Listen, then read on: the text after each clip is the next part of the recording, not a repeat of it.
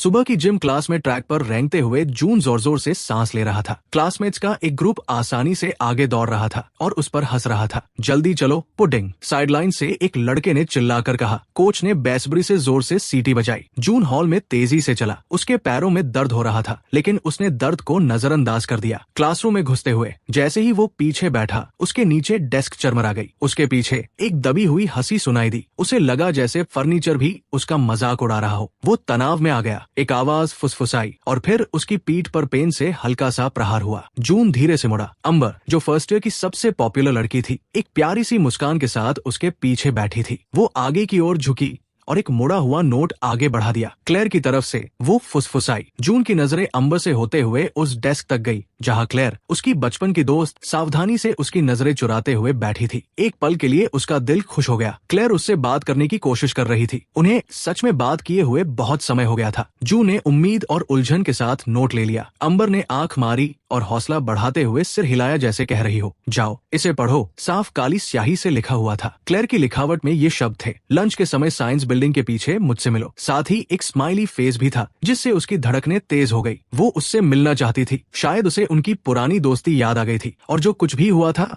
उसके लिए उसे अफसोस था। उसने पीछे मुड़कर क्लेयर को देखा। इस बार उसने उससे आंखें मिलाई, फिर अपना होंठ काटते हुए दूसरी तरफ देखने लगी। शायद वो भी नर्वस थी। अगले 1 घंटे तक वो क्लास में बिल्कुल भी ध्यान नहीं लगा पाया। उसके पेट में अजीब सी हलचल हो रही थी। उसने खुद से कहा कि ज्यादा एक्साइटेड न हो, लेकिन वो खुद को रोक नहीं पाया। वो बहुत अकेला था। क्लेयर के उससे बात करने के ख्याल से ही उसके सीने में दर्दनाक रूप से उम्मीद जाग उठी। जब आखिरकार लंच की घंटी बजी तो जून जल्दी से बाहर निकल गया। शांत हो जाओ, उसने सोचा। शायद वो सिर्फ माफी मांगना चाहती है या फिर से दोस्त बनना चाहती है। जून ने क्लेयर को छाव में खड़े हुए देखा, जो अपने फोन को देख रही थी। वो अकेली थी। जून ने एक झिझकती हुई मुस्कान बिखेरी। हे, जून ने धीरे से कहा, तुम बात करना चाहती थी? क्लेयर बेचैनी से हिली, अपने होंठ चबाते हुए जैसे सही शब्द ढूंढ रही हो। जून का दिमाग तेजी से दौड़ने लगा। क्लेयर, सब ठीक है, तुम मुझे कुछ भी बता सकती हो, उसने प्यार से कहा। क्लेयर ने झटके से अपना सिर उठाया और उसके भाव किसी बहुत ही ठंडे और क्रूर रूप में बदल गए। तुम्हें कुछ भी बता सकती हूँ, उसने दोहराया। क्या तुम्हें सच में लगा था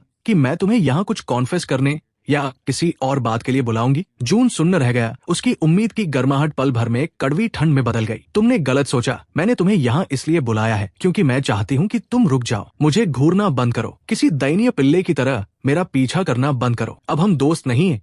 जून, सच कहो तो हम कभी दोस्त थे ही नहीं। मुझे बस तुम पर तरस आता था। उसके शब्दों की क्रूरता जून के पेट में एक मुक्के की तरह लगी, जिससे उसकी सांसें रुक गई और उसे चक्कर आने लगे। क्लेयर, प्लीज, वो फुसफुसाया। उसकी आंखों में गुस्सा झलक रहा था। नहीं जून, तुम्हें ये साफ साफ सुनने की जरूरत है। अंबर और बाकी सबने भी ये नोटिस किया है और ये बहुत ही अपमानजनक है। तुम मुझे शर्मिंदा कर रहे हो। बस मुझे हमेशा के लिए अकेला छोड़ दो। अचानक अंबर की आवाज ने उस सन्नाटे को चीर दिया जो झूठी हमदर्दी से भरी हुई थी। बेचारा जून। वो उनकी तरफ टहलती हुई आ रही थी, जिसके साथ मार्क, रयू और उनकी हमेशा वाली भीड़ थी। क्लेयर झिझकते हुए पीछे हट गई और बिना कोई शब्द कहे जल्दी से वहां से चली गई। जैसे ही सारी बातें समझ में आने लगी, जून का चेहरा अपमान से जलने लगा। ये सब एक सेटअप था। क्लेयर, अंबर, सब कोई, उन्होंने इसकी प्लान बनाई थी और वो सीधा उनके जाल में फंस गया। अंबर ने उस पर तरस खाने वाला मुंह बनाया। रिजेक्शन से दर्द होता है ना? उसने मजाक उड़ाते हुए उस दिशा में देखा जहां क्लेयर भागी थी और फिर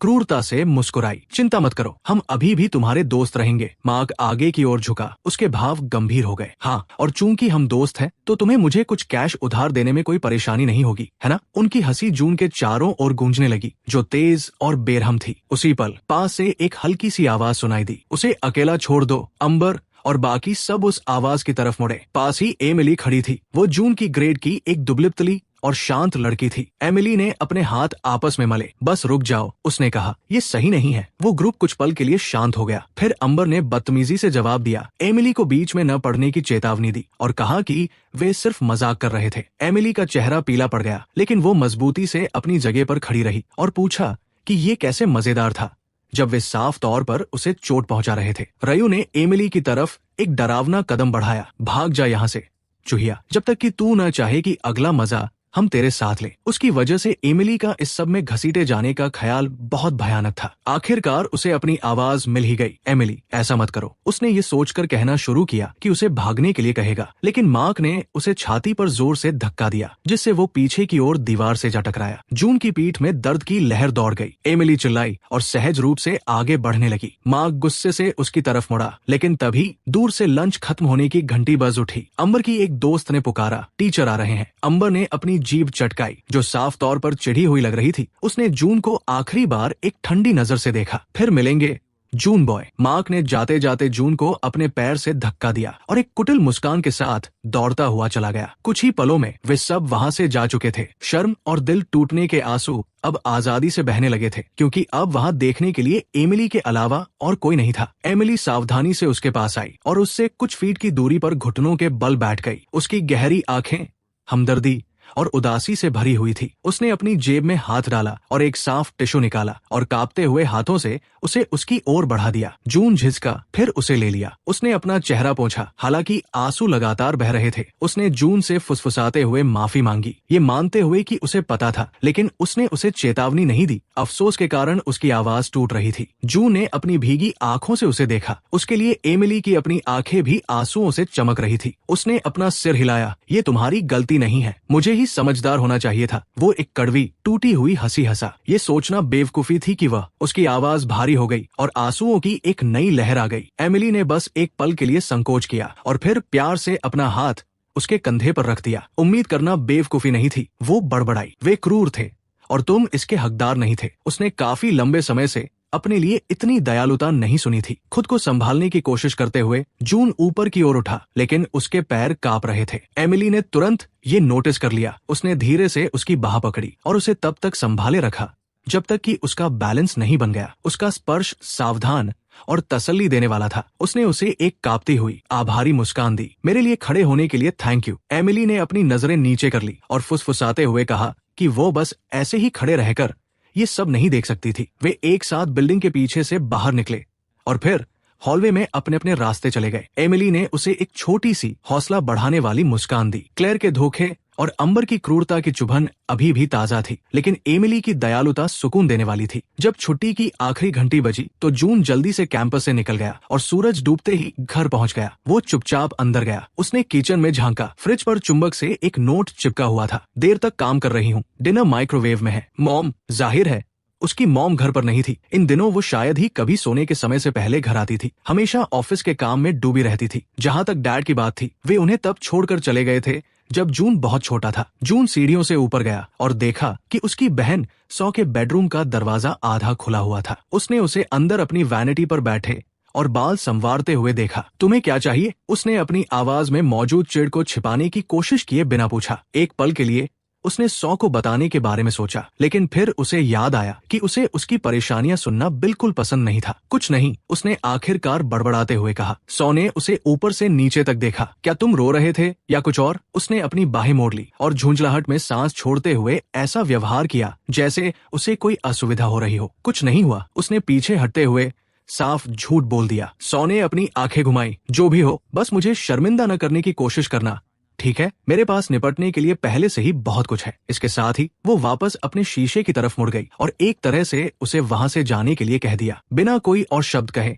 जून अपने कमरे में लौट आया और दरवाजा बंद कर लिया। ये एकमात्र ऐसी जगह थी जहां वो खुद को थोड़ा बहुत सुरक्षित महसूस करता था। उसकी नजर उसके डेस्क पर गई जहां उसकी स्केच बुक खुली पड़ी थी। कल रात वह एक सुपर हीरो की ड्राइंग बना रहा था। एक गठीले शरीर वाला योद्धा जो गोलियों को बेअसर कर सकता था और कारों को उठा सकता था। वो अक्सर ऐसी ताकत होने और किसी शक्तिशाली इंसान के रूप में होने की कल्पना करता था, लेकिन सच्चाई यह थी कि वो बस वही था, एक अधिक वजन वाला अकेला 17 साल का लड़का जो बिना सांस फूले नीचे तक नहीं चल सकता था। उसने बदलने की, एक्सरसाइज करने और खुद को मजबूत बनाने की कोशिश की थी, लेकिन उसका शरीर हमेशा उसे धोखा दे जाता था। यहाँ तक कि एक आधा पुशअप भी उसे 15 मिनट तक कांपने और हाफने पर मजबूर कर देता था। उसकी नजर उसके बगल में बिस्तर पर पड़े उसके फोन पर पड़ी। उसने उसे झट से उठा लिया, शायद अपने पास मौजूद कुछ सोशल मीडिया एप्स चेक करने के लिए। ऐसा नहीं था कि उसे किसी मैसेज की उम्मीद थी। जैसे ही स्क्रीन की लाइट जली, किसी अनजान चीज ने उसका ध्यान खींचा। एक आइकन जिसे वो पहचानता नहीं था, उसकी होम स्क्रीन के बीचों बीच बैठा था। उसका नाम गेटवॉकर था। उसने यकीनन हाल ही में कोई नया ऐप डाउनलोड नहीं किया था। उसने जल्दी से इसे डिलीट कर दिया, लेकिन कुछ ही सेकंड बाद ये फिर से दिखाई देने लगा। जून की रीढ़ में एक सिहरन दौड़ गई। उसने इसे फिर से डिलीट किया, 1 बार, 2 बार, 3 बार। हर बार ये पहले से ज्यादा तेजी से वापस आ जाता। अब उत्सुक होकर जून ने आइकन पर टैप किया। स्क्रीन एक सेकंड के लिए काली हो गई, फिर काले बैकग्राउंड पर साधारण सफेद फॉन्ट में टेक्स्ट की एक लाइन उभर कर आई। क्या आप अपनी सच्ची क्षमता को अनलॉक करने के लिए तैयार हैं? जून ने अपनी पलकें झपकाई। क्या ये किसी तरह का अजीब ऐड था? सवाल के नीचे 2 बटन्स अगल बगल दिखाई देने लगे, यस और नो। उसने ऐप को बंद करने का तरीका खोजा। इसमें कोई सामान्य इंटरफेस नहीं था। उसने फोन को पूरी तरह से बंद करने की कोशिश की, लेकिन वो पावर डाउन नहीं हुआ। डिवाइस उसके हाथ में हल्का सा वाइब्रेट हुआ और स्क्रीन पर मौजूद शब्द एक बार ऐसे झपके जैसे बहुत ही जरूरी हो। क्या आप खुद का सबसे बेहतरीन रूप बनना चाहते हैं? ऐसा लग रहा था कि जब तक वो जवाब नहीं देगा, तब तक फोन उसे कुछ और नहीं करने देगा। वो बस एक पल के लिए और झिझका, फिर उसने यस पर टैप कर दिया। फोन से एक चकाचौंध करने वाली सफेद रोशनी निकली, इतनी तेज कि जून चीख पड़ा और उसने उसे बिस्तर पर गिरा दिया। फिर उतनी ही तेजी से चमक कम हो गई। जब उसकी आंखों को देखने की आदत हुई तो उसका दिल लगभग रुक ही गया था। वो अब अपने बेडरूम में नहीं था। हर दिशा में शुद्ध सफेद रंग का एक अंतहीन फैलाव था। कोई छत या आसमान नहीं था, बस रोशनी और धुंधले सफेद रंग की एक अनंत जगह थी। हेलो, उसने पुकारा। उसके सामने हवा में टेक्स्ट झिलमिलाते हुए सामने आया। इसमें लिखा था, वेलकम जून, चैलेंज 1, 2 गुना ग्रेविटी में 2 किलोमीटर चलो। इससे पहले कि वो उन शब्दों को पूरी तरह से समझ पाता, जून दर्द से चीख पड़ा, क्योंकि एक अदृश्य शक्ति ने अचानक उसे नीचे की तरफ दबा दिया। 2 गुना ग्रेविटी, चैलेंज के टेक्स्ट ने कहा था। ये असंभव है, उसने घबराते हुए सोचा। वो इतने दबाव में कैसे चल पाएगा? घंटों बीतते हुए महसूस हुए, जबकि वो वही लेटा रहा, अपना सिर उठाने में भी असमर्थ था। धीरे धीरे बेताबी से जून ने जमीन को खरोंचा और अपने कांपते हुए शरीर को एक बार में 1 इंच आगे की ओर घसीटा। एक पैर उसने जबरदस्ती उसे आगे बढ़ाया और नीचे रखा। एक कदम, इस कोशिश से उसकी जांघों में दर्द की चुभन पहले से ही शुरू हो गई थी। उसने एक और कदम उठाया और फिर एक और। हर एक कदम बहुत भारी था। केवल 10 कदम के बाद उसके पैर अचानक लड़खड़ा गए और वो मुंह के बल ठंडी कठोर जमीन पर गिर पड़ा। आंसुओं ने उसकी आंखों को धुंधला कर दिया, लेकिन उसे वे सारे ताने, वो सारी हंसी याद आ गई। अगर ये अजीबोगरीब ट्रायल सच में मजबूत बनने की चाबी था, तो ये उसका एकमात्र मौका था। इसलिए जून आगे बढ़ता रहा। उस सफेद फैलाव से आगे बढ़ने का कोई एहसास नहीं हो रहा था। बस एक छोटी सी डिस्प्ले दूरी की गिनती दिखा रही थी, 0.2 किलोमीटर। उसे कोई अंदाजा नहीं था कि वो यहाँ कितनी देर से फंसा हुआ है, घंटों से या शायद दिनों से। हैरानी की बात ये थी कि उसे बिल्कुल भी भूख या प्यास नहीं लग रही थी, फिर भी थकान उसे अंदर तक जला रही थी। 0.5 किलोमीटर तक पहुंचते पहुंचते जून के फेफड़ों में आग सी लग गई थी। जैसे ही उसने चलना बंद किया, हवा में एक आवाज गूंजी, चैलेंज को रोकते हुए। जून का सिर झटके से ऊपर उठा। वहाँ कौन है? उसने पुकारा, लेकिन कोई जवाब नहीं मिला। शायद ये ऐप की एक ऑटोमेटेड आवाज थी। शायद वो जरूरत के हिसाब से आराम कर सकता था, लेकिन उसे डर था कि अगर उसने ज्यादा समय लिया तो कोई पेनल्टी न लग जाए। कुछ मिनटों के बाद उसने खुद को जबरदस्ती पैरों पर खड़ा किया। रिज्यूम, वो बड़बड़ाया। डिस्प्ले ने एक एक कदम का जवाब दिया। उसे एक धीमी लय मिल गई, कदम सांस कदम सांस, जिसने उसे एक बार में कुछ मीटर आगे बढ़ाया। उसने स्कूल के ट्रैक की कल्पना की, उन मजाक उड़ाने वाले चेहरों को याद किया। अगर वो रोज उस अपमान को सह सकता था, तो वो इस अकेले ट्रायल को भी पार कर सकता था। अब 1.0 किलोमीटर पर जून के मुंह से राहत की एक चीख निकल गई और वो गिर पड़ा। उसने अपनी आंखें बंद कर ली, बस सांस लेने की कोशिश कर रहा था। शायद ऐप ने किसी गलत इंसान को चुन लिया था। वो कमजोर था। वो एक ऐसा लड़का था जो हमेशा आखिर में आता था, आसानी से हार मान लेता था और कभी पलटकर जवाब नहीं देता था। नहीं, उसके अंदर की एक मजबूत आवाज ने विरोध किया। वो लड़का ऐसा हुआ करता था। वो बदलाव चाहता था, है ना? अगर उसे ऐसा करना पड़ा तो वो इंच इंच करके आगे बढ़ेगा। उसकी नजरों के सामने अंधेरा छाने लगा। वो बस इतना ही जानता था कि एक के बाद एक कदम आगे बढ़ाना है। 1.8 किलोमीटर पर जून दबी हुई आवाज में सिसक रहा था। बस थोड़ा सा और आगे वो खिसकता रहा, एक पैर के बाद दूसरे पैर को घसीटते हुए। आखिरकार एक आखिरी कदम के साथ डिस्प्ले बदल गया। 2 किलोमीटर। जीत की एक आवाज गूंज उठी। चैलेंज 1 पूरा हुआ। कंग्रेचुलेशंस, उस शांत आवाज ने ऐलान किया। कोई इनाम नहीं दिया गया, कोई स्पष्टीकरण नहीं था, लेकिन उसे अपने अंदर गर्व और राहत की एक बहुत बड़ी लहर महसूस हुई। एक पल बाद रोशनी ने उसे फिर से अपने अंदर समा लिया। जून अपने बेडरूम में झटके से जाग गया और कुछ पल के लिए सोचने लगा कि क्या वो सब कोई सपना था। उसका फोन वही उसके बगल में पड़ा था जहां वो गिरा था। ऐसा लग रहा था कि उसने उस अजीब जगह पर कई दिन बिता दिए हों। लेकिन अपनी अलार्म क्लॉक पर एक नजर डालते ही उसके दिल की धड़कन रुक सी गई। समय बिल्कुल भी आगे नहीं बढ़ा था। उसके फोन पर एक नोटिफिकेशन की आवाज आई जिससे वो चौंक गया। स्क्रीन पर वही ऐप था। वो एक बार चमका और फिर एक छोटा सा टेक्स्ट बबल सामने आया। स्टेटस चैलेंज 1 पूरा हुआ। जून ने स्क्रीन पर टैप किया लेकिन कुछ नहीं हुआ। उसने बैक बटन दबाया और इस बार उसने काम किया। ऐप तुरंत बंद हो गया। वो कांपते हुए पैरों पर खड़ा हुआ और उसे हैरानी हुई कि वे मजबूती से टिके रहे। असल में वो स्थिर महसूस कर रहा था। उसे अच्छा लग रहा था। वो अपने कमरे में कुछ कदम चला। उसके शरीर ने आसानी से उसका आदेश माना। वो हमेशा जो भारीपन महसूस करता था वो बहुत कम हो गया था। उसने थोड़ा सा उछलने की हिम्मत की। न केवल उसके दोनों पैर जमीन से ऊपर उठे बल्कि जब वो नीचे आया तो ये लगभग बहुत ही हल्का था। अपनी अलमारी के दरवाजे पर लगे शीशे के पास जाकर उसने देखा वो अभी भी वैसा ही दिख रहा था। गोलमटोल चेहरा, भारी भरकम शरीर, लेकिन कुछ थोड़ा सा अलग था। शायद उसके खड़े होने का तरीका। उसके दरवाजे पर एक हल्की सी दस्तक ने उसे उसकी सोच से बाहर निकाला। उसने जल्दी से दरवाजा थोड़ा सा खोला जिसमें से धुंधले हॉलवे में सौ खड़ी दिखाई दी। वो चिढ़ी हुई लग रही थी। उसकी भौहें तनी हुई थी। वो कैसी आवाज थी? उसने पूछा। क्या तुम गिर गए थे या कुछ और? जून ने अपना सिर हिलाया और जोर देकर कहा कि वो ठीक है। वो बस लड़खड़ा गया था। कोई गंभीर बात नहीं थी। जब उसे कुछ नहीं मिला तो उसने एक आह भरी। ठीक है,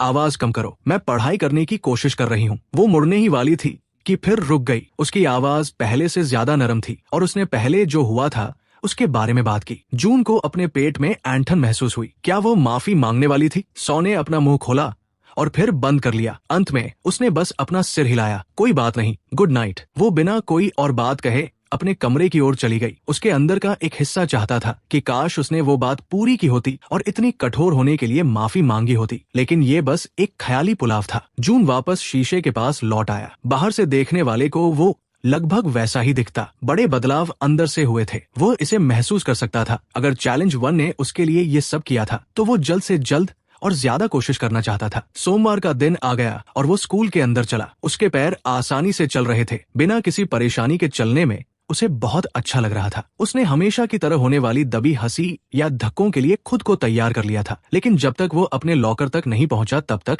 ऐसा कुछ नहीं हुआ। तो क्या ये जून बॉय नहीं है? एक मजाक उड़ाने वाली आवाज ने उसका स्वागत किया। उसने इसे तुरंत पहचान लिया। मार्क, उसके साथ उसका गुंडा दोस्त रयू भी था। जून ने घूंट भरा, खुद को शांत रखने की कोशिश करते हुए। मार्क ने एक ठंडी मुस्कान दी। उसकी आंखें खाली थी। करीब आते हुए उसने शुक्रवार को घंटी बजने पर जून की किस्मत के बारे में बात की। जून ने जल्दी से उन्हें भरोसा दिलाया कि उसने किसी को कुछ नहीं बताया है, टीचर्स को भी नहीं, किसी को नहीं। रयू ने नाक सिकोड़ी। जाहिर है तुमने नहीं बताया। हमारी शिकायत करो और तुम्हारे लिए ये और भी बुरा होगा। जून को थोड़ी सी चिढ़ महसूस हुई। मैं समझ गया, वो बड़बड़ाया। मार्क ने एक भौं उठाई, जून की पहले से ज्यादा मजबूत आवाज को नोटिस करते हुए। वीकेंड पर तुम्हारे अंदर हिम्मत आ गई है। उसने जून के कंधे पर हल्का सा धक्का दिया। अपनी औकात मत भूलना। मार्क हंसा और रयू के साथ वहां से चला गया। लंच के समय जून को कोर्टयार्ड के किनारे एक शांत जगह मिल गई। अक्सर वो अकेले ही खाता था, लेकिन आज कोई उसके पास आया। एमिली अपना लंच बैग पकड़े हुए कुछ कदम की दूरी पर खड़ी थी और उसने जवाब में गर्मजोशी से मुस्कुराते हुए उसे बैठने की जगह देने के लिए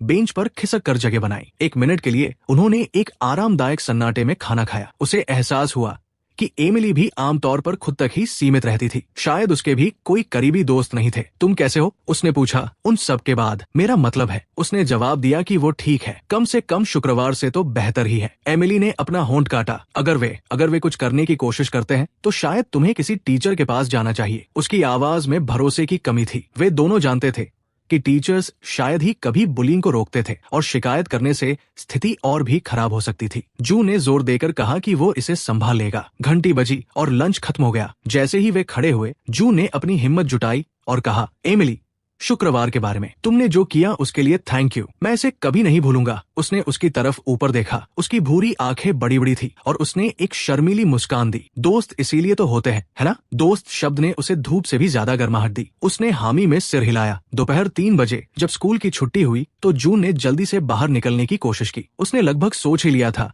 कि वो उनसे बच गया है। तभी एक मजबूत हाथ ने पीछे से उसके कॉलर को कसकर पकड़ लिया। कहीं जा रहे हो? रयू ने गुर्राते हुए जून को पीछे की तरफ खींचा। जून लड़खड़ाया और मार्क भी वही था। ज्यादातर स्टूडेंट्स इस जगह से जा चुके थे। वे जून को कैफेटेरिया के पास पड़े एक बड़े से डंपस्टर के पीछे खींच ले गए, जो लोगों की नजरों से दूर एक सुनसान जगह थी। रयू ने अपनी उंगलियां चटकाई। तुम्हारी छोटी सी गर्लफ्रेंड एक टीचर को यहाँ ले आई थी। हम लगभग पकड़े ही गए थे। जून का मुंह सूख गया। मैं कसम खाता हूँ कि मैंने उसे ऐसा करने के लिए नहीं कहा था। उसने कोशिश की, लेकिन माँ का मुक्का तेजी से बाहर निकला और जून के सिर से कुछ इंच की दूरी पर दीवार पर जा लगा। हम तुम्हें एक सबक सिखाने वाले हैं, मोटे, तुम्हें और उस दूसरों के मामलों में दखल देने वाली लड़की दोनों को। अगर उसने अपना चेहरा दिखाया तो जून की आंखें फटी की फटी रह गई। उसने गुस्से में उनसे एमिली को इस सब से दूर रखने के लिए कहा। उसका इससे कोई लेना देना नहीं है। तभी उसके पेट पर एक जोरदार मुक्का लगा, जिसने उसकी गुजारिश को बीच में ही काट दिया। जून दर्द से दोहरा हो गया और हांफने लगा। रयू आगे आया और उसने जून को बालों से पकड़ लिया और उसे दर्दनाक तरीके से सीधा खड़ा कर दिया। रयू ने कुटिलता से मुस्कुराते हुए उसके गाल पर एक जोरदार थप्पड़ जड़ दिया। फिर उसने उसे जमीन पर फेंक दिया। जून एक धम की आवाज के साथ कंक्रीट पर जा गिरा। फिर से नहीं, ये फिर से हो रहा है। उसका दिमाग चिल्ला उठा। उसने महसूस किया कि मार्क का पैर उसकी जांघ पर लगा है और उसके बाद उसकी कमर पर एक और लात पड़ी। वो कराह उठा। उसकी पसलियों में दर्द भड़क उठा। तुम्हें लगता है कि तुम अब मजबूत हो गए हो, है ना? तुम ऐसे नहीं हो। अचानक एक आवाज गूंजी, अरे रुक जाओ। ये एमिली थी। उसके लिए डर के मारे जून का पेट ऐंठ गया। उसकी चेतावनी के बावजूद वो यकीनन उसके पीछे आई होगी। मार्क ने चिढ़ते हुए उसकी ओर देखा। तुम फिर आ गई? एमिली ने उनसे दूर हटने के लिए चिल्लाते हुए कहा। उसकी आवाज कांप रही थी। मुझे लगा था कि हमने तुम्हें चेतावनी दी थी, छोटी चूहिया। तुम हीरो बनना चाहती हो? वो आगे बढ़ा और एमिली स्वाभाविक रूप से पीछे हट गई। उसे बहुत देर से एहसास हुआ कि उसने खुद को किस खतरे में डाल लिया है। रयू को एमिली की तरफ बढ़ते देख जून के अंदर गुस्सा और घबराहट भड़क उठी। वो उन्हें उसे चोट नहीं पहुंचाने दे सकता था। अपने दर्द को नजरअंदाज करते हुए जून जबरदस्ती आधा उठ खड़ा हुआ। उसे अकेला छोड़ दो, वो चिल्लाया। माँ के हाथ ने जून की गर्दन को पीछे से जकड़ लिया और उसे वापस जमीन पर धकेल दिया। एमिली ने बेतहाशा चिल्लाते हुए कहा, मैं पुलिस को कॉल कर रही हूँ। वो अपने फोन को टटोलने लगी। इससे पहले कि वो कुछ कर पाती, रयू ने झपट्टा मारा और उससे फोन छीन लिया। उसने उसे एक तरफ उछाल दिया जहाँ वह एक डंपस्टर के नीचे जा गिरा। एमिली के मुंह से निराशा की एक हल्की सी चीख निकल गई। रयू ने उसकी कलाई को कसकर पकड़ लिया। शायद हमें तुम्हें भी एक ऐसा ही निशान देना चाहिए, है ना? क्योंकि तुम्हें दूसरों के मामले में दखल देना पसंद है। एमिली की आंखों में आंसू छलक आए। हालांकि उसने खुद को भीख मांगने से रोकने के लिए अपना होंठ काट लिया। जून ने संघर्ष किया। उसके डर पर एक भयानक गुस्सा हावी हो गया था। वे उसकी वजह से उसे चोट पहुंचाने वाले थे। उसने मार्क के पेट में जोर से अपनी कोहनी मारी। इस अचानक हुए हमले से मार्क कराह उठा। जोश से भरे हुए जून ने रयू पर एमिली को छोड़ने के लिए दहाड़ लगाई, जिससे रयू इतना चौंक गया कि उसने उसे छोड़ दिया। तू साले! रयू ने अपना बैलेंस वापस पाते हुए गाली दी और उसने जून पर एक कसकर मुक्का मारा। ये जून के जबड़े पर जोर से लगा। जून के सिर में भयंकर दर्द की लहर दौड़ गई। किसी तरह उसने अपना होश बनाए रखा। एमिली भागकर जून के पास आई और उसे उठाने में मदद करने लगी। मार्क अब संभल चुका था और गुस्से से लाल पीला हो रहा था। बहुत खेल लिया, उसने रयू पर गुर्राते हुए कहा। इसे पकड़ो। रयू ने जून को पीछे से पकड़ लिया और जून की बाहों को पीछे की तरफ जकड़ लिया। मार्क उसके सामने खड़ा हो गया, जो गुस्से से जोर जोर से सांस ले रहा था। एमिली थोड़ा आगे बढ़ी। प्लीज ऐसा मत करो, उसने गिड़गिड़ाते हुए कहा।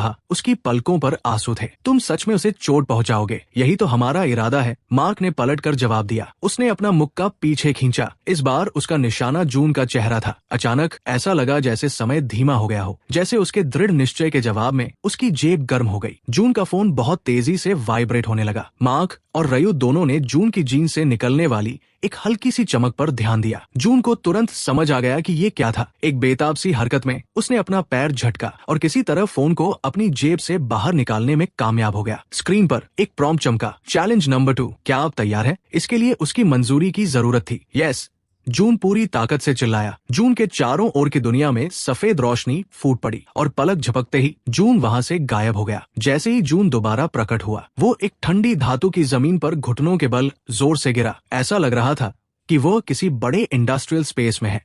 जून लड़खड़ाते हुए अपने पैरों पर खड़ा हुआ। उन बुलीज की पिटाई का दर्द जा चुका था। असल में वो तरोताजा महसूस कर रहा था, मानो एंट्री करते ही ऐप ने उसकी शारीरिक स्थिति को रीसेट कर दिया हो। उसके सामने हवा में एक जाना पहचाना तैरता हुआ टेक्स्ट सामने आया, चैलेंज 2, आयरन गोलेम को हराओ। जैसे ही जून ने पढ़ना खत्म किया, वे अक्षर गायब हो गए। उसकी बाई ओर से खुरचने की आवाज आई। जून उस अंधेरे रास्ते की तरफ घुमा। आंखों की तरह दो लाल बत्तियां चमकी। एक भारी धातु की आवाज के साथ जून की सांसें अटक गई। एक आकार सामने आया। ये एक बख्तरबंद सैनिक की तरह बना हुआ एक ह्यूमैनॉइड रोबोट था। उसका दिल जोरों से धड़कने लगा जब वो विशाल ह्यूमैनॉइड रोबोट अंधेरे से बाहर निकला। एक ही पल में उसने छलांग लगा दी। जून की बचने की कोशिश बहुत धीमी साबित हुई। धातु के एक हाथ ने उस पर कुचलने वाली ताकत से मुक्का मारा। हड्डी टूटने की एक भयानक आवाज हुई और फिर कुछ नहीं, अंधेरा। कुछ पलों बाद जून वेयरहाउस के दरवाजे पर हाफते हुए वापस जिंदा हो गया। दृश्य फिर से रीसेट हो गया, मानो वो बुरा सपना फिर से शुरू हो गया हो। वही टिमटिमाती रोशनी, वही क्रेट्स की शांत कतारें। कमरे के उस पार रोबोट भी फिर से रिएक्टिवेट हो जाता है। इस तरह एक भयानक चक्र शुरू हुआ। रोबोट उसे वेयरहाउस की भूल भुलैया में लगातार ढूंढता रहता है और जब भी वो उसे पकड़ता है वो उसे बेरहमी से मार डालता है और हर बार दुनिया वापस शुरू से शुरू हो जाती है। इस नरक जैसे टाइम लूप में दिन या शायद हफ्ते बीत जाते हैं। इस आर्टिफिशियल दुनिया में उसे अब भोजन या पानी की जरूरत नहीं है। वो अपने ही बुरे सपने में किसी भूत की तरह बन जाता है। एक छिपने की जगह से दूसरी छिपने की जगह तक भागता रहता है। आखिरकार इतनी बार भागने और मरने का मनोवैज्ञानिक दबाव जून के अंदर कुछ तोड़ देता है। वो हर मुमकिन तरीके से मारा जा चुका है और फिर भी अब उसे इससे भी बुरा एहसास सता रहा है। शर्म, अपने डरपोकपन पर शर्म और अंतहीन रूप से पीछे हटने पर। रोबोट के लोहे के कदमों की आवाज पास ही गूंजती है, उसे ढूंढते हुए। जून को अपने सीने के अंदर गुस्से की एक चिंगारी सुलगती हुई महसूस होती है। जब एक और हिंसक मौत के बाद चक्र रीसेट होता है तो जून भागता नहीं है। इस बार वो खुले में आगे कदम बढ़ाता है और सामने से आते हुए रोबोट का सामना करता है। इसके बाद होने वाले टकराव बहुत ही क्रूर लेकिन ज्ञानवर्धक होते हैं। हर बार जब रोबोट जून पर हावी होता है और उसे मारता है तो वो कुछ नया सीखता है। वो रोबोट की पहुंच और उसके कुचलने वाले हमलों की टाइमिंग के बारे में सीखता है। वे सबक हर एक जानलेवा हमले के साथ उसके अंदर अंकित हो जाते हैं। हर बार जिंदा होने के बाद जून पहले से थोड़ा कम नाजुक होकर वापस आता है। शुरुआती कुछ बार जब वो रोबोट के हमलों को रोकने की कोशिश करता है तो उसके हाथ किसी टहनी की तरह टूट जाते हैं, लेकिन जैसे जैसे वो बार बार जिंदा होता है उसकी हड्डियां और मजबूत होती जाती है। जल्द ही वो अपना बचाव करने के लिए अपने हाथ उठा सकता है और हड्डियां टूटने के बजाय उसे सिर्फ गहरी चोटें आती है। उसकी त्वचा सख्त हो जाती है, यहाँ तक कि उसकी इंद्रियां भी तेज हो जाती है। जो एक तरफा कत्लेआम के रूप में शुरू हुआ था वो अब एक भयानक ट्रेनिंग रेजिमेंट में बदल रहा है। एक निर्णायक प्रयास में जून सब कुछ एक साथ समझ लेता है। जैसे ही रोबोट उसकी तरफ बढ़ता है वो शांत रहता है और अपने कदमों को वैसे ही एडजस्ट करता है जैसे उसने सीखा है। जब लोहे का वो दैत्य अपना मुक्का मारता है तो जून बस कुछ इंच की दूरी से एक तरफ खिसक जाता है। वो अपनी कोहनी को रोबोट के हाथ के जोड़ में दे मारता है। इस हमले से धातु थोड़ी सी पिचक जाती है। रोबोट जो कुछ पल के लिए अपना बैलेंस खो बैठता है फिर से हमला करने के लिए घूमता है, लेकिन जून अनगिनत मौतों से मिली तेजी के साथ पहले ही आगे बढ़ चुका होता है। वो अगले वार से बचने के लिए नीचे झुकता है और उछलकर रोबोट की पीठ पर सवार हो जाता है। एक भयानक चीख के साथ वो उस मशीन के सिर के चारों ओर अपने हाथ कस लेता है। रोबोट उछलता है और छटपटाता है। जून को एक कंक्रीट के खंभे पर दे मारता है, लेकिन वो लोहे जैसी पकड़ के साथ उसे पकड़े रहता है। रोबोट की गर्दन टूटते ही धातु के फटने की एक भयानक आवाज होती है। अपने आखिरी झटके में रोबोट जमीन पर गिर पड़ा। उसका सिर जून के गुस्से से टूटकर अलग हो चुका था। इस अचानक छाए सन्नाटे में हाफते हुए उसे एक नोटिफिकेशन मिलता है कि ट्रेनर को हरा दिया गया है। वो लड़खड़ाते हुए पीछे हटता है। उसकी नजरें उस टूटे हुए रोबोट पर टिकी है जिसने उसे इतनी बार मारा था। लड़ाई खत्म हो गई है, लेकिन कुछ अजीब था। कई मिनटों के बाद भी कुछ नहीं हुआ। वो अभी भी वहाँ अकेला खड़ा था। उसे एक डरावनी सच्चाई का एहसास हुआ। सिस्टम ने साफ तौर पर कहा था कि उसे आयरन गोलेम को हराना है, फिर भी नोटिफिकेशन ने ट्रेनर की हार का ऐलान किया था। जून ने अभी ठीक से सांस भी नहीं ली थी कि एक नए झटके ने जमीन को हिला दिया। वेयरहाउस के दूसरे छोर पर एक बहुत बड़ा स्लाइडिंग डोर खुलने लगता है। उसके पार अंधेरा है, तभी दो विशाल अंबर रंग की बत्तियां जल उठती है। उस काले खालीपन से एक विशाल आयरन गोलेम कदम बाहर रखता है। अगर पिछला रोबोट एक बुलडोजर था तो ये पैरों पर खड़ी एक पूरी इमारत है। उसके हाथ पेड़ के तनों जितने मोटे हैं और उसके हाथ इतने बड़े हैं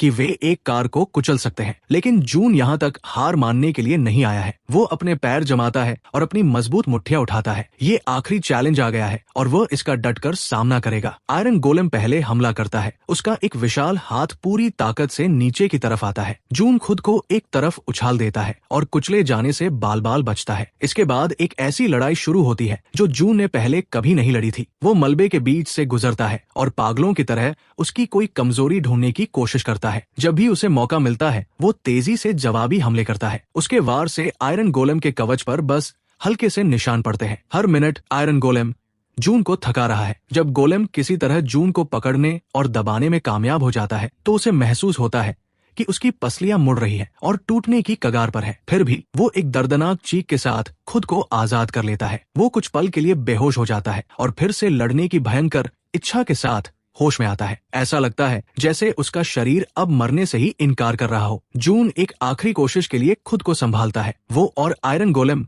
दोनों ही लड़ाई शुरू होने के समय की तुलना में धीमी गति से आगे बढ़ रहे हैं। गोलेम को काफी नुकसान पहुंचा है। जून खुद भी बुरी तरह घायल है, लेकिन वो अभी भी खड़ा हो सकता है। एक गहरे दृढ़ निश्चय को जगाते हुए वो अपने टूटे हुए शरीर को उस विशाल दुश्मन की ओर सीधे दौड़ने के लिए मजबूर करता है। आयरन गोलेम का विशाल हाथ उसके सिर के बस कुछ इंच ऊपर से गुजरता है और वो बाल बाल बच जाता है। जून गोलेम के पैरों तक पहुंच जाता है। एक भयानक दहाड़ के साथ वो अपने कंधे को एक हथौड़े की तरह उस राक्षस के पहले से ही घायल घुटने पर दे मारता है। इस टक्कर से आखिरकार वो हासिल हो जाता है जो सैकड़ों मुक्के नहीं कर पाए थे। एक कान फोड़ देने वाली आवाज के साथ आयरन गोलेम का पैर मुड़ जाता है। वो दैत्य अपना बैलेंस खो देता है।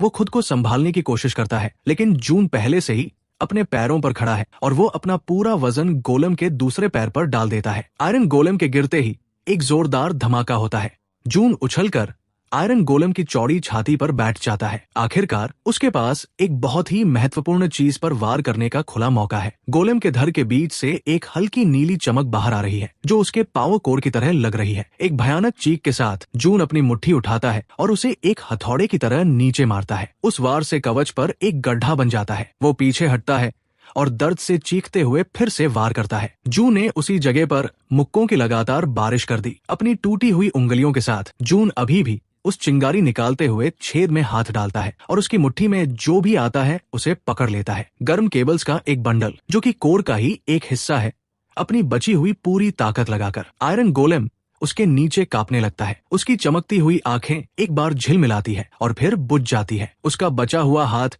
एक भारी आवाज के साथ बेजान होकर जमीन पर गिर जाता है। चैलेंज नंबर 2 पूरा हुआ। उसके चारों ओर वेयरहाउस का दृश्य सफेद रोशनी में घुलने लगा। Congratulations challenger. जैसे ही दुनिया धुंधली हुई वो शांत आवाज बोली। जब जून ने अपनी आंखें फिर से खोली तो वो वापस स्कूल के पीछे था। वो उसी पल में वापस आ गया था जब वो गया था, बिल्कुल वही जहां उन बुलीज ने उसे घेरा था। असल दुनिया में समय बिल्कुल भी आगे नहीं बढ़ा था। सारा नजारा जमा हुआ था। मार्क का मुक्का अभी भी जून के चेहरे की तरफ आ रहा था, लेकिन जून अब वो लड़का नहीं रहा था जो कुछ पलों पहले असहाय खड़ा था। उसने बचने की कोशिश भी नहीं की। मुक्का सीधे जून पर लगा, फिर भी उसे कुछ महसूस नहीं हुआ। इसके बजाय ये मार्क था जो दर्द के मारे अपना हाथ झटकते हुए तेजी से पीछे हट गया। जून ने देखा कि रयू ने उसे अभी भी कसकर पकड़ा हुआ था। उसने रयू का हाथ पकड़ लिया और उसे ऐसे उठाया मानो उसका कोई वजन ही न हो। बस एक हल्का सा दबाने पर उसने महसूस किया कि रयू की कलाई टूट गई है, जिससे रयू दर्द से चीखने लगा और अपने घुटनों पर गिर पड़ा। ये क्या है? मार्क हैरानी से चिल्लाया क्योंकि जून रयू की पकड़ से फिसल गया था। जून शांति से माँ का सामना करने के लिए मुड़ा। उसने जो कुछ भी सहा था उसके बाद इन दोनों बुली से निपटना किसी बच्चे के साथ खेलने जैसा लग रहा था। मार्क ने गुस्से में जून के चेहरे पर मुक्का मारा।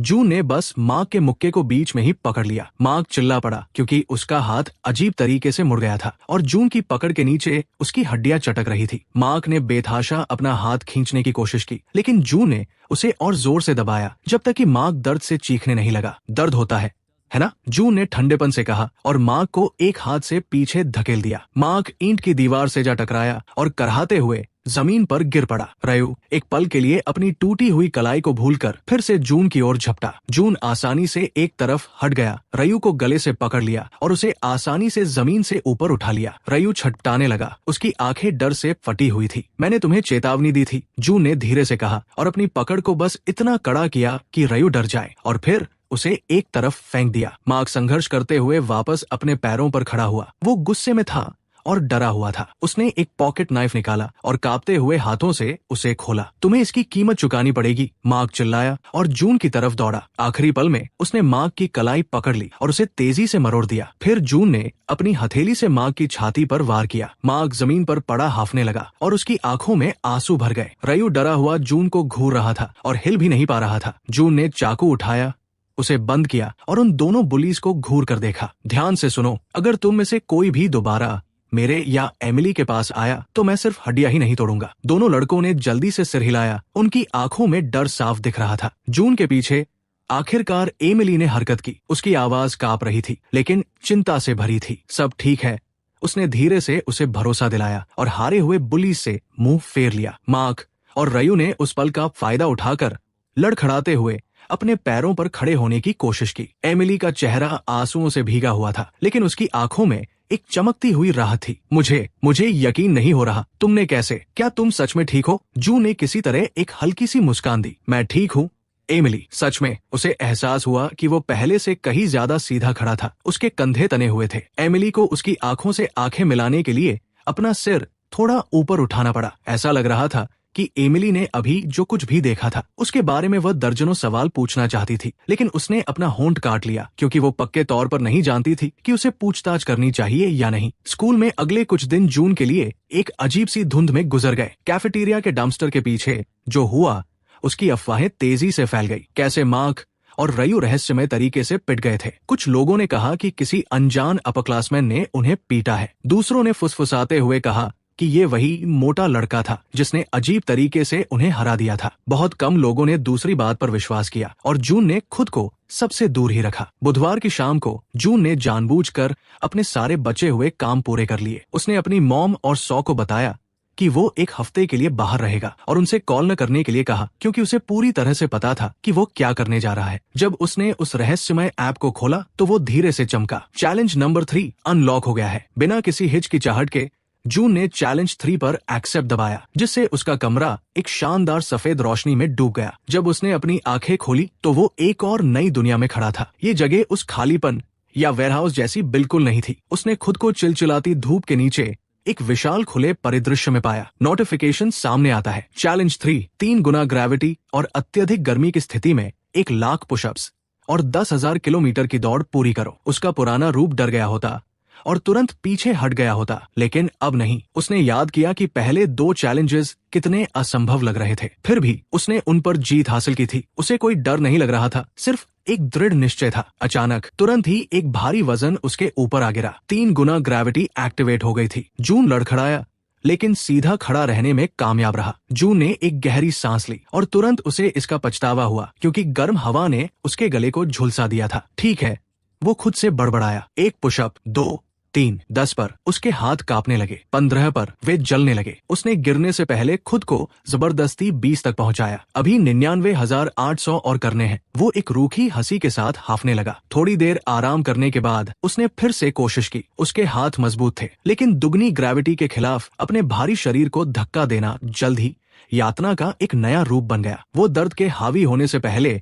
किसी तरह 30 पुशअप्स कर पाया। 15वें दिन तक उसे मति भ्रम होने लगा था। अंबर की हंसी गूंज रही थी। हार मान लो मोटे। 60वें दिन वो बीच दौर में गिर पड़ा। उसकी नजरों के सामने अंधेरा छा रहा था। एमिली की एक परछाई सामने आई जो पानी की बोतल दे रही थी। तुम जितना सोचते हो उससे कहीं ज्यादा मजबूत हो, उसने फुसफुसाते हुए कहा। उसने उस भ्रम को पी लिया और भी तेजी से दौड़ने लगा। जून जानता था कि इसमें बहुत समय लगेगा। समय के साथ वो इसके अनुकूल हो गया। उसकी मांसपेशियां मजबूत हो गई और उसने हजारों पुशअप्स और सिटअप्स किए और सैकड़ों किलोमीटर की दौड़ पूरी कर ली थी। उसका शरीर तेजी से बदल गया। उसका फैट कम हो गया और लीन मसल बन गई। बीच में कभी कभी जून अपनी शारीरिक सीमाओं तक पहुंच जाता था, जिससे उसे पूरी तरह से ठीक होने के लिए 1 हफ्ते तक आराम करना पड़ता था। एक बार तरोताजा होने के बाद उसने एक नए दृढ़ निश्चय के साथ अपनी एक्सरसाइजेस शुरू की। आखिरकार ऐसा लगने लगा जैसे सालों बीत गए हों। अब बस दौड़ना बाकी था। अभी भी सैकड़ों किलोमीटर आगे थे। दृढ़ निश्चय के साथ उसने हार नहीं मानी। जैसे ही वो फिनिश लाइन के करीब पहुंचा, उसने आखिरी दौड़ के लिए अपनी सारी ताकत जुटा ली। उस अनदेखी फिनिश लाइन को पार करते ही जीत की एक घंटी जोर से गूंज उठी। जून रुक गया, हाफते हुए और जीत के साथ। आखिरकार चैलेंज पूरा हो गया था। एक नोटिफिकेशन सामने आता है। चैलेंज नंबर 3 पूरा हुआ। उसने ये कर दिखाया था। सारे टास्क पूरे हो गए। वो गर्म जमीन पर घुटनों के बल गिर पड़ा। जब रोशनी एक चकाचौंध करने वाली चमक में बदल गई तो उसने अपनी आंखें बंद कर ली और इसे अपने ऊपर छाने दिया। वो खुद को वापस अपने बेडरूम में पाता है। उसे बहुत पसीना आ रहा था, इसलिए उसने अपनी टी-शर्ट उतार दी। धीरे धीरे जून अपने पैरों पर खड़ा हुआ। उसने फुल लेंथ शीशे में खुद को देखा। जो परछाई उसने देखी उसने उसकी सांसें रोक दी। अपनी पूरी ऊंचाई पर खड़े होकर उसका शरीर इतना छरहरा और गठीला हो गया था जिसे सिर्फ एक एथलेटिक कहा जा सकता था। उसकी जॉलाइन तीखी और मर्दाना थी, यहाँ तक कि उसकी आंखें भी बदली हुई लग रही थी। उसके दरवाजे पर अचानक हुई दस्तक ने उसे उसके ख्यालों से बाहर निकाला। जून, ये सौथी, क्या तुम वापस आ गए हो? अपनी बहन को देखने के ख्याल से जून भावनाओं में बह गया। उसने बहुत लंबे समय से उसे ठीक से नहीं देखा था। खैर, वो अब देखने ही वाली थी। जून ने जवाब दिया कि वो जाग गया है, ये महसूस करते हुए कि उसकी आवाज भारी और ज्यादा स्थिर लग रही थी। दरवाजा खुला। सौ ने इजाजत का इंतजार नहीं किया, वो ऐसा शायद ही कभी करती थी। उसने अंदर कदम रखा, एक हाथ में फोन था और उसकी आंखें आखिरकार उसे देखने के लिए ऊपर उठीं। समय मानो रुक सा गया था। सौ का मुंह सचमुच खुला का खुला रह गया। उसने तेजी से अपनी पलकें झपकाई,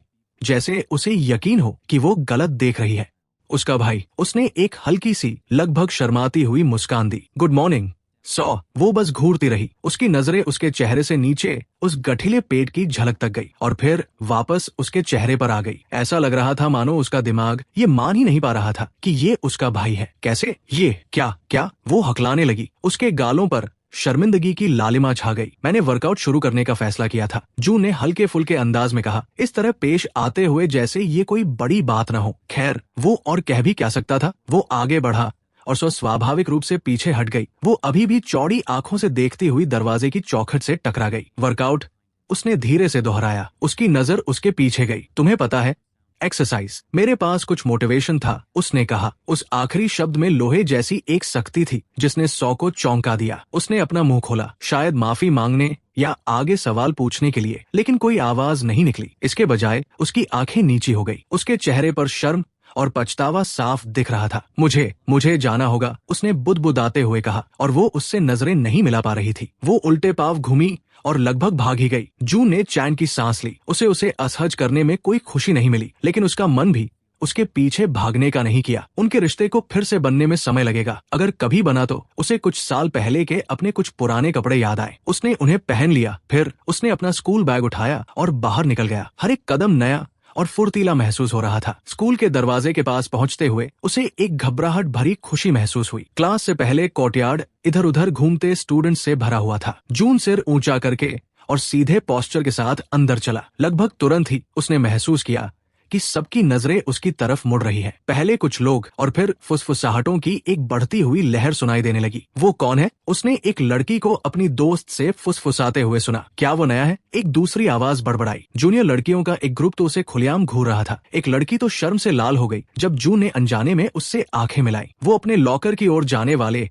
मुख्य रास्ते पर मुड़ गया। बास्केटबॉल टीम के दो लड़के लॉकर्स पर टिके हुए थे और जैसे ही जून पास आया वे अनजाने में ही एक तरफ हट गए। जैसे ही उसने अपना लॉकर बंद किया वो पीछे से आए किसी शख्स से लगभग टकरा ही गया। एक हल्की सी सांस की आवाज के साथ वो पलटा और उसने खुद को एमिली के आमने सामने पाया। उसने उलझन में उसकी तरफ देखा। एक्सक्यूज मी, मुझे माफ करना, मैं ढूंढ रही थी, उसने शुरू किया, क्योंकि शुरुआत में वो उसे पहचान नहीं पाई थी। फिर उसकी आंखें फटी की फटी रह गई। जून, वो फुसफुसाई। जिस तरह से उसने उसका नाम लिया उससे उसका दिल पिघल गया। सब में से उसे उसके रिएक्शन की सबसे ज्यादा परवाह थी। उसे अचानक शर्म आ गई और वो अपनी गर्दन के पीछे रगड़ने लगा। हे एमिली। एमिली अचानक आगे बढ़ी और उसे कसकर गले लगा लिया। मैं बहुत परेशान थी, तुम स्कूल नहीं आए और कई दिनों तक टेक्स्ट का जवाब ही नहीं दिया, उसने कहा। जून ने पलकें झपकाई, फिर जवाब में अपनी बाहों को उसके चारों ओर लपेट लिया। आई एम सॉरी, वो बड़बड़ाया। एमिली थोड़ा पीछे हटी और अब वो शर्म से बुरी तरह लाल हो रही थी, क्योंकि उसे एहसास हुआ कि वो स्कूल के बीचों बीच एक बहुत ही छरहरे और गठीले जून को गले लगा रही थी और वो शर्मिंदा थी। आई एम सॉरी, बात बस इतनी है कि तुम इतने। जून धीरे से हंसा। मुझे पता है कि ये बहुत ज्यादा है, मैं सब कुछ समझा दूंगा, मेरा वादा है। एमिली ने सिर हिलाया। उसने उसकी तरफ देखकर मुस्कुराया और उसे फिर से वो गर्मजोशी महसूस हुई। वो एमिली से उसकी क्लासरूम पर लंच के समय मिलने के वादे के साथ विदा हुआ। जैसे ही वो अंदर गया कमरा शांत हो गया। उसकी टीचर जो बीच वाक्य में थी वो भूल गई कि वे क्या कह रही थी। कुछ छात्रों के मुंह से जोर की आवाज निकली, जून। टीचर ने आखिरकार ऐसे पूछा मानो वे अपने रोस्टर में कोई नया छात्र देख रही हूँ। हाँ मिसेस पार्ड, मुझे देर हो गई, इसके लिए माफी चाहता हूँ। उसकी आवाज ने कुछ और लोगों का ध्यान खींचा। हे भगवान, तुम दिख रहे हो, उसने शुरू किया, फिर खुद को संभाला और अपना गला साफ किया। पूरी सुबह जून को लगातार घूरती हुई नजरों और फुसफुसाहटों का सामना करना पड़ा। उसने विनम्रता से जवाब दिया, लेकिन उन्हें बढ़ावा नहीं दिया। हालांकि जिस बात ने उसे खुशी दी वो कम से कम एक इंसान को इस सारी अटेंशन पर जलते हुए देखना था। अम्बर, उसने पहली बार उसे क्लासेस के बीच हॉलवे में देखा, जो लॉकर्स के पास अपने ग्रुप के साथ खड़ी थी। जब अम्बर ने उसे कॉरिडोर में आते हुए देखा तो उसकी आंखें फटी की फटी रह गई। शुरुआत में ऐसा लगा कि वो उसे पहचान नहीं पाई। उसकी नजरें किसी भी लड़की की तरह एक हॉट लड़के को ताड़ने जैसी थी। जब उसने उसे एक शांत और समझदार मुस्कान दी तभी उसे एहसास हुआ। जून, अम्बर की चीख निकल गई, जिससे उसकी सहेलियां हैरानी से उसकी तरफ देखने लगी। वो रुका और अपना सिर झुकाया। अम्बर का चेहरा शर्म से लाल हो गया। वो हैरान थी। उसने जिस लड़के का मजाक उड़ाया था उसे इस हैंडसम लड़के के साथ मिलाने की कोशिश में वो उलझ गई थी। तुम दिख रहे हो, वो हकलाने लगी और फिर एक सीखी हुई फ्लर्टी मुस्कान बिखेरी। तुम बहुत अच्छे लग रहे हो। उसकी चमचियों ने एक दूसरे की तरफ देखा। उनमें से एक, मरिस ने बीच में कहा, हाँ मतलब सच में बहुत अच्छे। जून को उनकी इस साफ दिखने वाली चापलूसी पर घिन आई, लेकिन उसने एक विनम्र दिखावा बनाए रखा। थैंक्स। वो आगे बढ़ने ही वाला था, लेकिन अम्बर ने हाथ बढ़ाकर धीरे से उसकी बाह को छू लिया। हे, मैं बस लड़कियों को इस शुक्रवार रात अपने घर पर होने वाली पार्टी के बारे में बता रही थी। तुम्हें जरूर आना चाहिए, बहुत मजा आएगा। उसकी आवाज कुछ ज्यादा ही मीठी थी। खुद को हंसने से रोकने के लिए जून को अपनी पूरी इच्छा शक्ति लगानी पड़ी। यही तो बात है, उसने सोचा। वो पॉपुलर लड़की अब मुझे चाहती है। उसने अपनी बाह पर रखे उसके हाथ को तब तक देखा जब तक कि उसने उसे हटा नहीं लिया और फिर सीधे उसकी आंखों में देखा। शुक्रवार को पार्टी? तुम्हें पता है कि ये सब मुझे पसंद नहीं है, उसने ठंडेपन से कहा। अम्बर ने पलकें झपकाई। इस रिजेक्शन से वो हैरान थी। सबसे पॉपुलर लड़की होने के नाते उसे लड़कों के इस मौके के लिए तरसने की आदत थी। उसने एक छोटी सी घबराई हुई हंसी हंसी, ये मानकर कि शायद वो मजाक कर रहा है। उसने अपनी आवाज धीमी करते हुए थोड़ा और पास कदम बढ़ाया। मुझे पता है कि हम पहले ज्यादा साथ नहीं रहे, लेकिन मैं सच में तुम्हें बेहतर तरीके से जानना चाहूंगी। जून, कुछ महीने पहले ये एक सपने जैसा होता, अब इससे उसे थोड़ी घिन आ रही थी। उसने धीरे से कहा, ताकि केवल वो और उसकी सबसे करीबी सहेली ही सुन सके। मुझे बेहतर तरीके से जानना। अम्बर, हम दोनों जानते हैं कि तुमने कभी इस बात की परवाह नहीं की कि मैं असल में कौन हूँ। उसकी मुस्कान फीकी पड़ गई। ये सच नहीं है।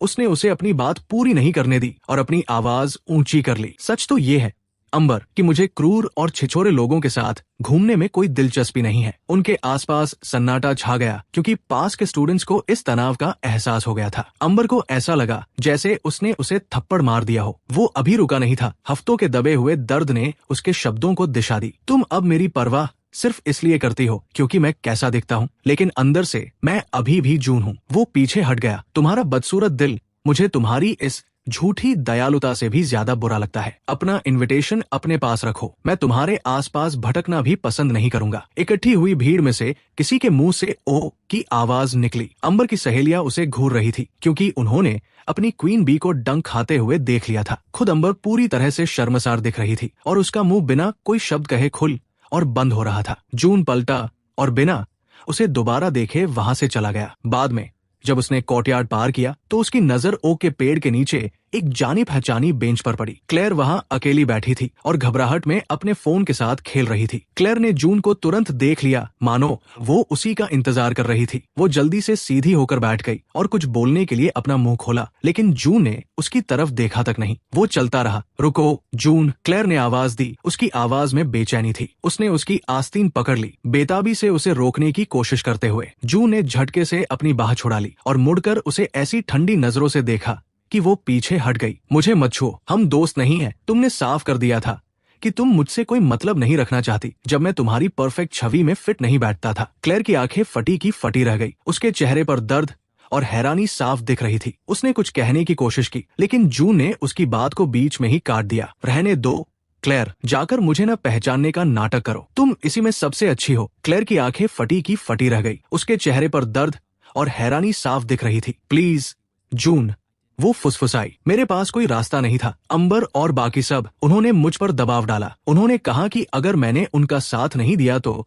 वे मुझे बर्बाद कर देंगे। जून ने वापस देखा। उसकी आवाज ठंडी और बेरहम थी। तुम्हारे पास हमेशा एक रास्ता था। तुमने मेरे ऊपर अपनी पॉपुलैरिटी को चुना। क्लेयर ने अपना सिर हिलाया और उसके गालों पर आंसू बहने लगे। मुझे पता है कि ये गलत था। मैं तुम्हें कभी चोट नहीं पहुंचाना चाहती थी। मैं डर गई थी और अब तुम फिर से डर गई हो। जून ने तीखेपन से कहा, डर गई हो कि वे तुम्हें भी वैसे ही निकाल फेंकेंगे जैसे तुमने मुझे फेंका था। खैर, जब सब कुछ खत्म हो जाता है तो मैं अब तुम्हारा बैकअप प्लान बनकर नहीं रहूंगा। वो दृढ़ निश्चय के साथ मुड़ा और बिना दोबारा देखे वहां से चला गया। क्लेयर वही खड़ी रही और खामोशी से आंसू बहाती रही। लंच के समय वो ओक के पेड़ के नीचे एमिली से मिला। वे घास पर एक साथ बैठ गए जहां कोई उनकी बात न सुन सके। उसने उसे कहानी का एक अलग रूप बताया। एमिली ने सुना। उसकी आंखें तारीफ और परवाह से चमक रही थी। मुझे तुम पर बहुत गर्व है जून, उसने सच्चे मन से कहा, लेकिन इन सबसे पहले भी तुम हमेशा गर्व करने लायक थे। तुम ये जानते हो, है ना? उसने धीरे से उसका हाथ पकड़ लिया। वो उसके हाथों में बहुत छोटा